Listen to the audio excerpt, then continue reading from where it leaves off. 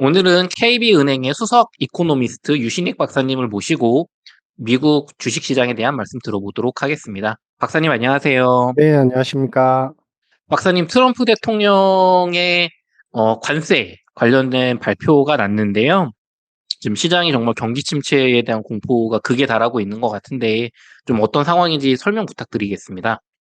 결론부터 말씀드리면 제가 지금 관세 정책과 그다음에 지정학, 그 다음에 이어질 수 있는 내수 부양, 특히 대출 완화 정책들은 패키지로 간다라는 말씀을 드렸었고, 이거는 저희 개인적인 의견이 아니라 일기 때 동일한 패턴이었고, 이 모든 주축은 뭐냐면은 국가안보전략보고서에서 국가의 웰페어가 안보로 직결되고 그 안보는 결국에 국민의 삶을 윤택하게 하는 방향으로 간다라는 측면으로 다 연결고리가 되어 있습니다. 그런데 아마도 직전에서 영상에서는 제가 말씀드린 내용들이 사실 모든 중국을 제외한 모든 국가들에 대해서는 지금 딜의 영역에 있는 것이고 딜이 끝나고 나면은 지정학의 패권만 조정이 되고 나서 바로 금융, 인플레에 대한 통제력이나 유가에 대한 통제력, 안정화 가능성만 열리면 언제든지 금융 부양 그리고 경기 부양 정책이 크게 이행이 될 것이다라고 말씀을 드렸는데요. 이 시기가 지금은 조금 더 길어질 여지가 있다. 즉, 경기 침체를 용인하고서라도 중국까지도 사실은 교육을 아예 차단하는 정책들로 인해서 미국의 경제가 좀 슬로우 다운해지는 기간이 더 길어질 수 있다. 즉, 그전에는 1분기 소프트 패치, 2분기의 경기 부양, 그래서 위험자산 선호 현상들이 2분기 중에는 바로 올라설 겁니다라고 생각을 했었는데 지금 트럼프의 정책의 시리즈의 타임라인이 빨라지고 있어요. 어, 지금 중국과의 MFN 철회에 대한 부분들이 굉장히 큰 이슈입니다. 어, 이번에 시나리오상 사실은 트럼프는 6월쯤에 이 정책들을 시행할 것으로 예상이 됐었는데 굉장히 빠르게 시행이 되고 있고요. 그러면은 이 MFN 최애국 대우하고 영구적 무역 정상 철회를 어떤 의미를 갖는지 말씀을 드리겠습니다. 90년대 후반에 미국이 신금융의 시스템들을 채권을 기반으로 돈 찍어내는 것들을 이제 배우기 시작을 했죠. 그래서 돈을 네. 배우기 시작하니까 그동안 배워놨던 그리고 이렇게 놨던 제조업에 대한 부분들에 리더십이 굉장히 많았지만 이제는 그걸 하기가 싫어졌어요. 마치 예전에 영국과 비슷했던 거죠. 그러다 보니까 중국을 그때는 완벽한 신흥국이었습니다. GDP 규모도 지금의 10분의 1도 안 됐습니다. 중국을 끌어들여서 뭐라고 얘기를 하냐면 영구적 무역 정상관계를 맺읍시다. 그리고 영구적 무역 정상관계를 맺으면 뭐가 좋나요? 중국한테 말을 합니다. 바로 최애국 대우를 해줄게요. 그리고 음, WTO에 가입을 하세요. 이 얘기는 뭐냐면 미국하고 영구적인 정상 무역 관계를 이제 맺고 나서 최혜국 대우는 미국이 맺고 있는 가장 우호적인 관세를 기록하는 국가의 그 관세율에 준해서 당신들한테도 관세를 매기겠습니다. 그러니까 그 당시에 매겼던 관세율은 거의 4, 5%도 안 됐었어. 아, 그렇게 하고 WTO에 왜 가입을 시키냐? 아, 이렇게 해서 우리랑 교육을 하면서 동시에 WTO에 가입을 하면요. WTO 가입된 미국이 아닌 다른 국가들하고도 자유로운 무역 거래를 할 수 있으니까 물건을 마음껏 파세요. 라고 사실은 부추긴 거죠. 미국 입장에서. 그런데 이것을 트럼프 일기 때도 이 관계를 갖다가 재정립해야 된다는 얘기가 있었고, 대선 캠페인, 이번에는 대선 캠페인에 나온 내용에서 영구적 정상 관계를 중국하고 철회를 하겠다라고 표현을 합니다. 근데 이게 이제 가시권에 들어왔고 현실화될 가능성이 있어요. 그러면 영구적 정상관계, 무역 정상관계가 끝나고 최애국 대우가 끝나게 되면 어떻게 되느냐? 최애국 대우 국가들은 지금 현재 미국 입장에서 관세를 한 5%, 6% 정도가 됩니다. 그런데 비최애국 국가들에 대해서는 관세율이 60%입니다. 관세를 갖다가 지금 무역법 301조로 인해서 관세를 10% 높일게요, 20% 높일게요 이러잖아요. 그렇게 해도 전체적으로 거래가 안 되기 때문에 사실 중국의 전기차를 미국이 사진 않거든요. 그래서 중국 전기차 배터리 관련해서 100% 관세를 매겨도 미국이 중국한테 매기는 수입 관세율은 아직도 19.5%밖에 안 됩니다. 가중 평균했을 때는요. 그런데 이게 영구적 무역 관계를 철회를 하고 이제 최고국 대우를 없애버리면요. 바로 모든 상품에 대해서 범용적으로 60% 관세가 매겨지는 겁니다. 그런데 그것이 그러면은 과연 가능할까? 가능합니다. 왜냐하면 이 뒤에 이제 표를 한번 보시겠습니다. 지금 트럼프 입장에서 미국의 입장에서 중국에 대해서 관세를 갖다가 변화를 시켰을 때 가장 예민한 부분이 어느 항목일까요? 제일 중요한 게 지금 케미칼, 화학 쪽이고요. 그 다음에 기계류 쪽입니다. 그 외에 금속류도 들어가죠. 근데 이런 부분의 산업들은 사실은 미국이 주력으로 하는 산업은 아니에요. 그러니까 기계나 화학, 이런 부분이 인프라 산업하고 일부 연결은 되지만 사실 미국의 주요 산업은 아시는 것처럼 반도체하고 기술 산업이죠. 이쪽에서 생산하는 전체 GDP 대비 생산의 규모는 5%도 사실 안 됩니다. 중요하지만 생산의 규모가 작고 차지하는 비중이 작아요.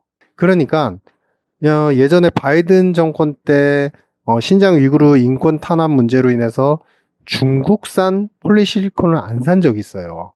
사실 미국에선 폴리실리콘 생산을 못 하거든요. 네. 그런데 태양광을 갖다가 모듈을 만들려면 폴리시리콘이 필요해요. 자기네가 필요한데 자기네가 못 만드는데 중국이 위법하다고 해가지고 중국 걸 안 삽니다. 그러니까 어떻게 됐을까요? 폴리시리콘 가격이 순식간에 갑자기 1.5배가 뻥 뛰어버립니다. 그런데 이 사안에 대해서는 미국의 공화당도 민주당도 반대를 하지 않습니다. 중국의 상품은 적대적으로 다 금지를 해야 된다. 즉, 지금 트럼프는 이 영구적 정상관계, 무역 정상관계를 철회한다는 의미는 중국에 그동안 많이 사왔던 케미칼, 기계류, 그 다음에 생필품, 특히 우리 월마트에 갔을 때 주요 상품군들이 무엇이냐면요. 저가형 디스플레이하고 그 다음에 저가형 컴퓨터, 스마트폰, 비디오 콘솔, 그 다음에 기계 장비, 플라스틱 고무 아까 말씀드렸죠. 그리고 싼 가구들. 이런 것에 대해서는 소비가 완벽하게 중국산이 소비 행태가 완벽히 미국인들도 다 자리 잡아 있어요. 왜냐하면 미국인들이 다 부자가 아니거든요. 사실 그쵸. 중간 계층하고 그다음에 중간 소득 계층 이하의 분들 같은 경우는 히스패닉이나 다민족 인종들은 사실은 이 월마트에서 구입이 굉장히 많습니다. 그런데 그러면은 당장 그게 어떻게 나타날까? 소비 심리 악화와 동시에 이 관련 상품들의 가격은 점프업을 하겠죠. 그쵸. 그런데 이게 당장 그러면 경기 침체를 아주 세게 만들 거냐? 그렇진 않아요. 왜냐하면 이 상품들에 대한 소비의 전체 소비에서의 비중은 사실은 10%도 안 됩니다. 대부분이 아시는 것처럼 60%가 다 서비스업이고 제일 중요한 상품군에서 물건 중에서 제일 많이 팔리는 게 뭐냐면 자동차거든요. 그 외에는. 그렇기 때문에 이런 생필품과 관련된 저가형 상품들에 대해서는 관세를 매기고 높은 관세를 매겨서 중국의 상품을 아예 안 사겠다는 의미로 가격이 뛰어도 감내를 하겠다는 것이고, 그러면 당장에 그것이 급진적인 침체를 유발할 정도의 상품은 아니라고 말씀드렸지만, 사실은 소비 심리가 어떻게 될까요? 전체적인 소비 심리는 꽁꽁 얼어붙겠죠. 그쵸. 왜냐하면 불확실하고 사야 되는 생필품들이 없으니까 못 사고 대체 상품을 사야 되는데 대체 상품은 미국산이고 미국산은 비싸잖아요. 평균 가격이 다 이런 생필품 쪽에서는 2배 이상 비싸요. 그러면 경기 침체에 대한 이슈는 당분간 더 이어질 가능성이 있죠. 즉, 현재 미국의 선행지수를 보시면요. 동행지수는 이 위에 있는 동행지수하고 후행지수는 펀더멘탈 지표, 산업생산이나 실측지 지표예요. 심리지표가 아니에요. 근데 이런 네. 것들은 지금 원만하게 우상향하고 있죠. 근데 네. 심리지표나 주가, ISM 이런 심리와 관련되는 지수와 접목돼서 가중평균된 이 선행지수는 계속 빠지고 있어요. 그러면 이 상황에서 중국과의 이런 역사적으로 그동안에 미국이 기록하고 만들어놨던 정상교역 관계를 갖다 철을 해버리고 중국과 완전히 차단을 해버리면 여기서 선행지수는 더 빠질 수가 있겠죠. 그쵸. 그러면 이 기간은 어디까지 가느냐? 2분기, 길면 3분기까지도 갈 수 있다는 거예요. 그러면 이 얘기를 다시 한번 해석을 하면 그러면은 중국, 미국 완전 차단이 되면 무슨 일이 일어나요? 전 세계 패닉이 일어나지 않나요? 그런데 네. 마이클 펜티스와 같은 경제학자들이 얘기에 빌리자면 이거를 바로 블록화된 경제라고 이야기를 합니다. 어, 그러니까 일부의 중요한 상품, 화학이나 기계를 갖다가 중국산을 미국이 사왔잖아요. 네. 그런데 처음에 소비자들은 어떻게 하죠? 그 물건을 아예 수입을 못하게 막아버려요. 너무 비싸게 해가지고. 음, 그러면은 어떻게 해서든지 처음 소비자들은 수요자들은 그걸 사서 비싸더라도 그 전에 2배 가격을 내더라도 어떻게든 사려고 해요. 처음에는. 근데 시기가 지나면 점점점 수요자들도 야, 저거 사느니 차라리 그냥 편하게 수급 잘 이루어지고 잘 공급되는 미국 거 사자. 뭐 가격도 거의 비슷비슷하잖아. 이 정도 되면은 이러면서 그쵸. 포기하게 됩니다. 아, 포기하게 되면 어떻게 되냐면 그 관련 산업들이 서서히 메말라 죽게 돼요.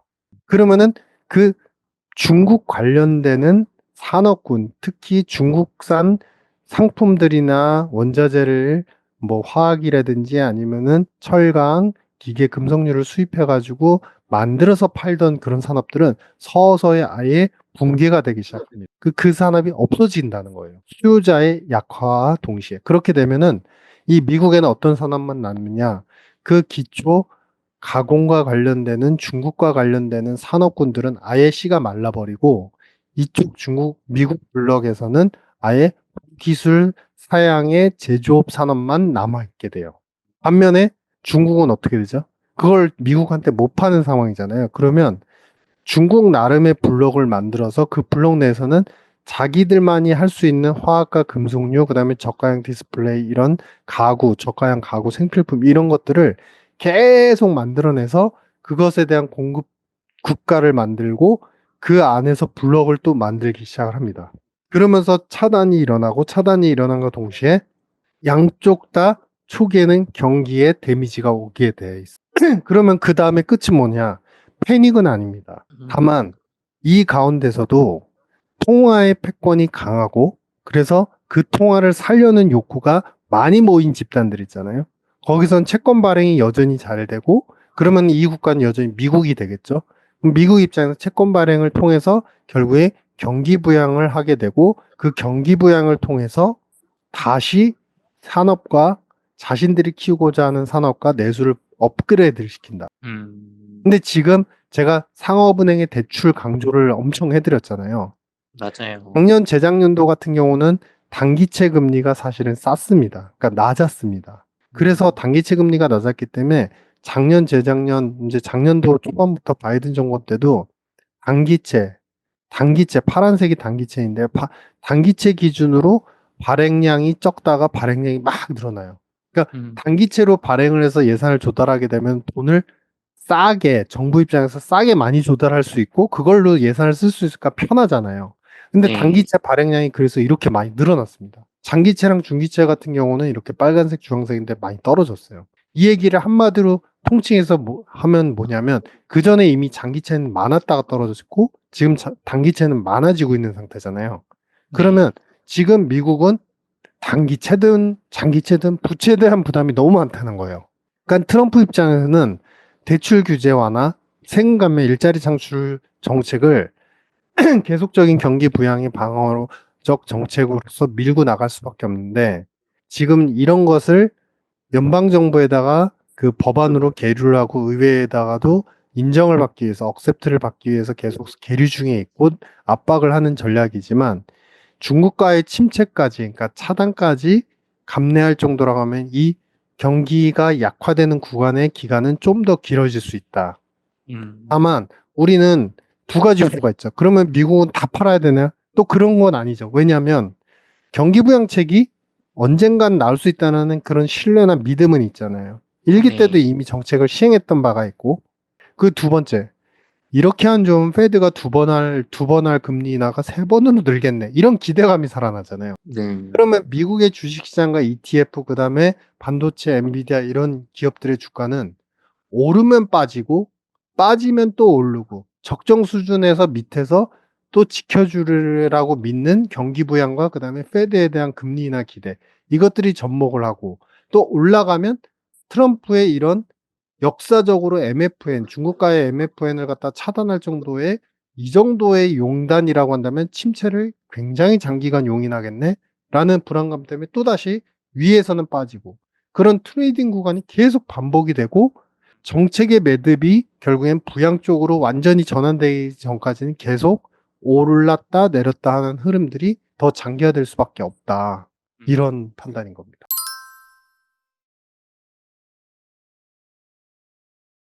박사님, 그러면은 결국에는 미국 주식 혹은 비트코인 같은 위험 자산이 일정 구간까지 올라갔다가 또 떨어지고 또 올라갔다가 떨어지고 이렇게 박스권에 갇힌 채로 좀 오래 갈 수도 있다라고 보시는 건가요?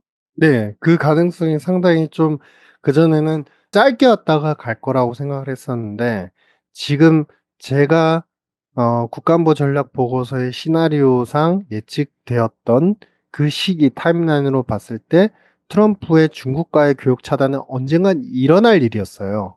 근데 네. 그게 취임 후 6개월, 그러니까 3분기쯤 그것을 시행할 것 같다라고 생각을 했지만 사실 그게 좀 빨라졌고요. 대선 음, 캠페인에서 이미 이거는 공화당 내부에서 중국과의 정상 무역 관계를 철회하는 방안은 다 이미 동의를 얻은 바 있습니다. 그래서 할 거긴 했는데 이게 상당히 빨라졌기 때문에 미국 자산에 대한 매력도는 당분간 1분기, 2분기 중까지도 계속 트레이딩으로서 약간 어려울 수 있다. 다만 그 반면에 지금 상대적으로 한국이 공매도나 여러 가지 이슈 때문에 좀 많은 변동성을 겪고는 있지만 한국의 삼성전자 그리고 한국에 대해서 계속 좋은 페이버 러브콜이 들어오고 있는 미디어 콘텐츠 관련된 업종은 관세도 프리하고 그래서 더 많은 이득이 생길 수 있는 주가 모멘텀이나 여러 가지 어닝 측면에서도 충분히 좋아질 수 있다라고 판단하고요. 다만 미국에 대해서 미국 자산에 대해서 그러면 너무 회의론적으로 또 그런 시각을 가지시지는 않아도 되는 이유가 심리적인 불안이 많다고 그랬지 미국 가계 소득이 없어지는 건 아니에요. 주는 건 아니에요. 여전히 네. 25조 달러 이상의 가계 소득을 유지하고 있고 그런데 불안한 요소 때문에 이표에 보시면 소매 판매 금액이 급증을 해서 계속 원활하게 올라가다가 지금 약간 살짝 꺾인 상태로 횡보 구간에 진입을 했어요. 네. 근데 전체 경기를 보면 미국의 제조업 생산, 특히 제조업 중에서도 우리가 하이테크와 관련되는 신기술, 성장 관련된 산업들을 포함한 제조업의 총 생산 금액을 보시면 지금 바닥을 다지고서 이제야 위로 터닝을 하고 있어요. 그러니까 이 얘기 뭐냐면 수요 심리는 약화가 되고 있어요. 그동안 소비 심리는 너무 좋았지만 돈은 많지만 약화가 되고 있어요. 하지만 이 밑에서 오히려 제조업과 관련돼서 여러 가지 인프라 투자 정책도 시행이 되고 있고요. 이거는 바이든 정권의 예산을 받아서 시행을 하고 있고, 그 다음에 세금 감면이나 일자리 창출은 곧 시행될 예정이잖아요. 시기의 문제일 뿐. 그러니까 그 네. 기대감까지 있고, 제조업 생산이 그동안 너무 안 좋았었던 결정적인 이유가 금리 요소였어요. 캐피탈을 갖다가 조달을 해서 투자를 하고 생산을 해야 되는 제조업 입장에서는 그런 것들이 금리가 절대금리가 높기 때문에 그래서 어려웠던 측면인데 이게 이제 터닝을 하고 있거든요.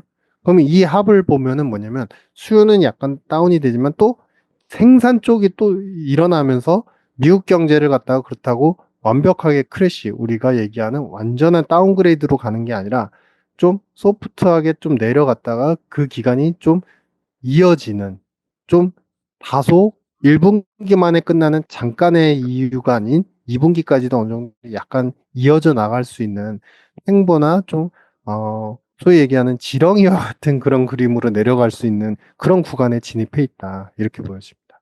그러면은 경기 침체라고 부를 정도로 나빠지는 거는 맞을까요, 박사님? 엄밀히 말하면 침체라고 얘기하는 거는 결국에는 우리가 성장률이 이제 잠재 GDP 2%, 그다음에 실제 성장률이 나왔을 때 그 빼기, 그러니까 2%보다 언더인 기간이 최소 2분기 이상 장기간 지속이 될 때거든요.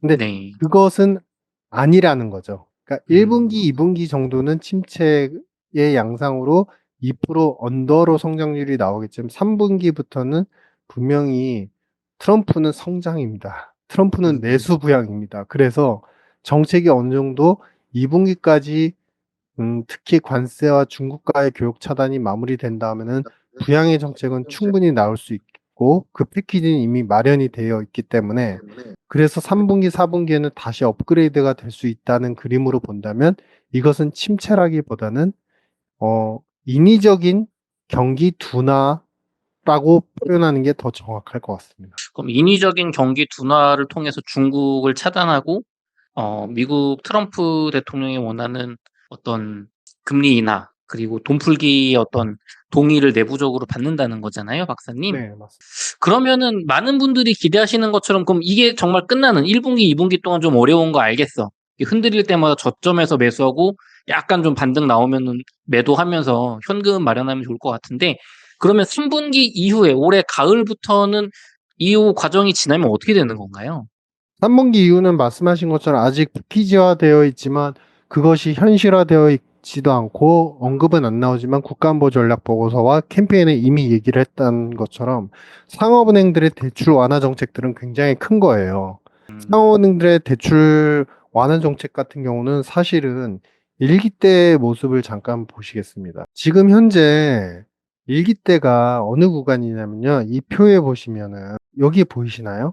네, 사실 이 대출과 관련해서 이미 그 트럼프 일기 때는 16년도를 기점으로 해서 이렇게 빨간색 선이 있죠. 네, 빨간색 선이 뭐냐면은 기업들한테 대출해주는 규제가 빡빡해지는 걸 의미해요. 그러니까 음, 빡빡해지는 거 이걸 역축으로 했기 때문에 위로 올라가면 갈수록 돈을 풀어준다는 의미거든요. 네, 그리고 내려가면 갈수록 돈을 안 풀어준다는 얘기예요. 요게 코로나 때 보시면은 바로 코로나를 맞은과 동시에 돈을 막 안 풀어주는 행태가 나타났다가 제로 금리가 나오면서 그리고 대규모 무제한 양적완화 나오면서 확 풀어주죠. 네, 지금 구간은 이미 풀어주고 있는 구간이에요. 사실 트럼프가 여기서 특별히 정책을 시행하지 않아도 지금 연준과 그다음에 상업은행들에 대한 대출 관련된 정책들은 타이트닝이 아니라 루즈해지는 대출을 많이 해주고 기업들한테 돈을 많이 빌려주는 추세에 있습니다. 그런 음, 상태에 있는데 여기서 BIC 비율이나 상업은행들이 아직도 적용을 받고 있는 규제, 특히 자본 비율 같은 것들을 기준을 낮춰주면요. 이게 어떻게 될까요? 코로나 못지않은 폭으로 갑작스럽게 늘어나게 되죠. 그렇게 그쵸. 되면 이것은 뭐냐면 또 다른 유동성 부양과 경기 부양이 한꺼번에 일어나면서 충분히 주가적인 모멘텀들도 상당히 커질 수 있다. 다만 우리가 그런 와중에도 항상 부정적인 것들을 염두에 되는 건 뭐냐면은 지금 전 세계의 GDP 대비한 수출 수입 규모를 보시면은 계속 추세상 꼭지를 찍고 지금 빠지고 있잖아요. 네, 그러면 이렇게 빠지고 있는 추세에서 중국과의 교육 차단까지 일어나면 어떻게 되죠? 이 패턴은 완벽하게 하향 곡선을 그리게 되죠. 음, 그러면 이제는 우리가 여기서 얻을 수 있는 힌트 같은 경우는 미국 내수 성장과 관련되는 산업들은 장기적으로는 그래도 봐도 되지만 미국도 수출을 하려고 하고 한국도 수출을 하는 그런 산업들의 입장에서 본다면 사실상 수출 산업의 센티먼트나 심리는 많이 안 좋아질 수 있죠.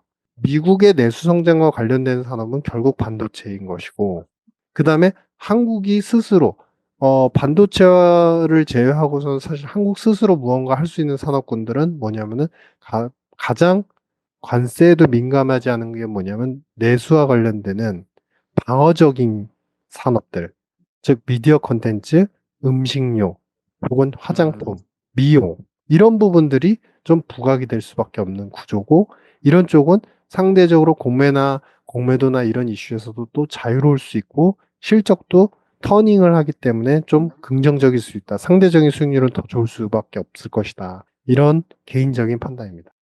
그렇군요. 그러면은 박사님 지금 미국이 경기 침체 우려 때문에 또 근데 결국에 이제 인플레이션 문제인 거잖아요, 이게. 그럼 많은 분들이 금리 인하 올해 한 2번 정도 예상하고 있는데 이게 안 되는 거 아닌가, 혹은 금리 인상 가는 거 아닌가 요런 걱정도 있는데 그건 어떻게 보세요? 금리 인하는 충분히 가능할 것 같고요. 왜냐하면 지금 이제 두 개가 같이 오는 거죠. 침체가 둔화가 오면서 또 인플레도 강화되고 이 두 개가 같이 오잖아요.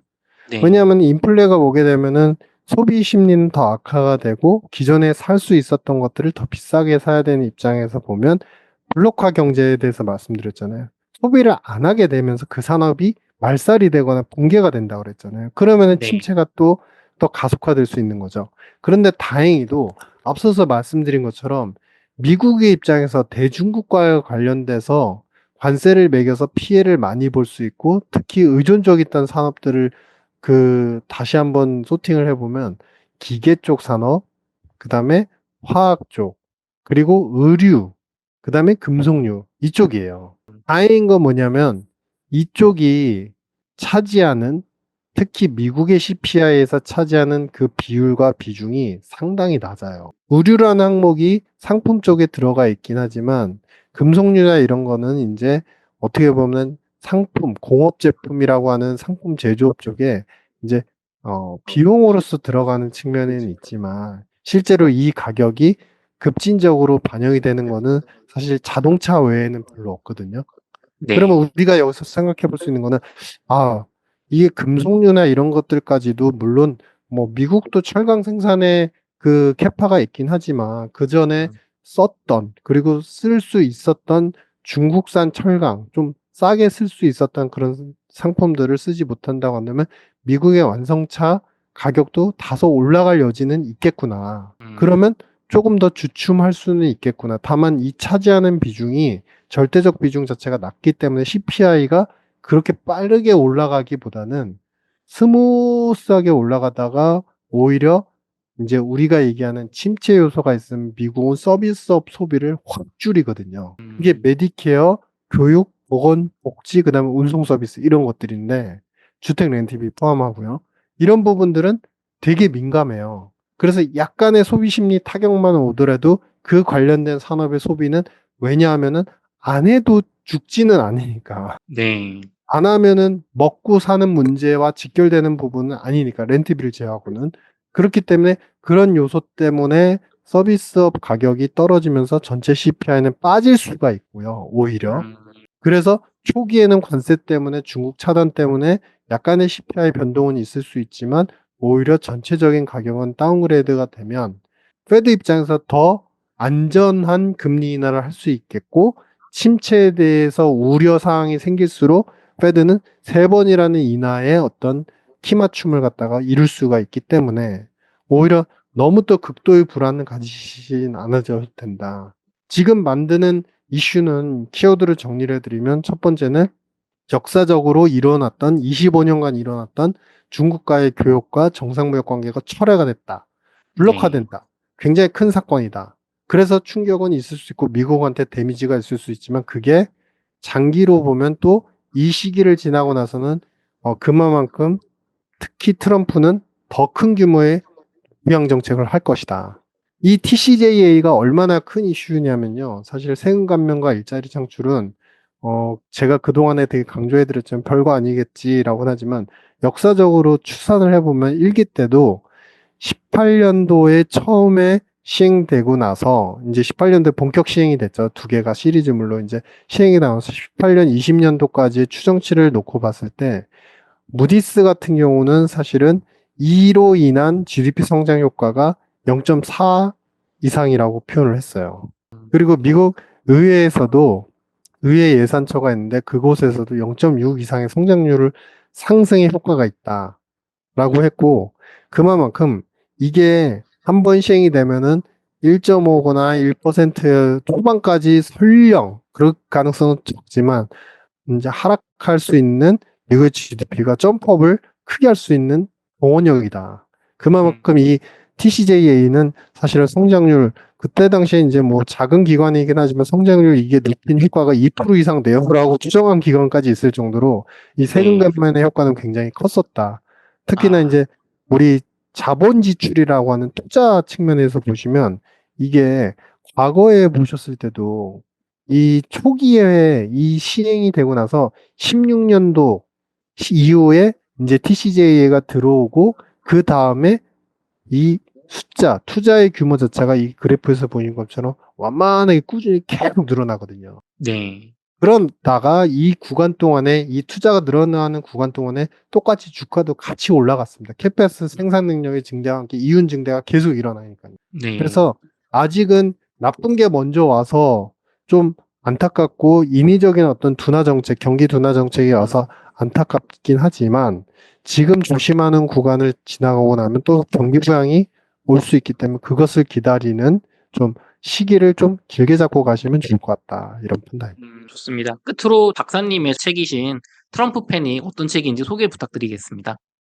트럼프에 대해서는 약간 주관성이 많이 개입될 수가 있어요. 왜냐하면 정책보다는 발언의 내용이나 톤, 그리고 그것이 미국이 아니라 다른 국가의 입장에서 미치는 악영향들을 생각했을 때는 부정론의 얘기를 하거나 혹은 행위의 자체를 보고서 딜을 하는 사업가적 부분만 강조를 하다 보면 사실상 이게 정책적으로 미국한테 효과가 있고 미국 효과가 있으면 그것이 결국에 돌아서 한국 그리고 우리나라 입장에서 수출 기업들 입장에서 어떤 효과가 있는지에 대한 그런 미세한 부분의 수치들과 그 패턴을 읽지 못할 수가 있어요. 그래서 저는 네. 정책의 의도와 그 의도에 맞춘 부분들을 좀 건조하지만 좀 드라이하지만 그거를 있는 그대로 받아들이고 효과가 있는 부분, 기회의 요소 혹은 위험 요소를 정확히 구분을 해놓을 때 투자가 됐든 사업의 영역에서든 충분히 돈을 벌고 충분한 부의 영역을 갖다 쌓을 수 있는 기회가 되지 감정적인 요소와 단편적인 워딩에만 너무 집중하게 되면 매번 흔들릴 수밖에 없는 게 트럼프다. 뭐 이런 측면에서 좀 객관화된 이야기를 쓰고자 좀 노력을 해봤습니다. 네, 좋습니다. 박사님 항상 이렇게 미국 관련해서 어떤 주가가 흔들리거나 큰 발표가 있을 때마다 속보로 이렇게 가르침을 주셔서 참 감사하고요. 또 조만간 스튜디오에서 모시고 다시 한번 말씀 들어보도록 하겠습니다. 이렇게 해서 유신익 박사님과의 인터뷰를 마치도록 하겠습니다. 긴 시간 동안 수고 많으셨습니다. 네, 감사합니다. 오늘 들어주셔서 감사합니다.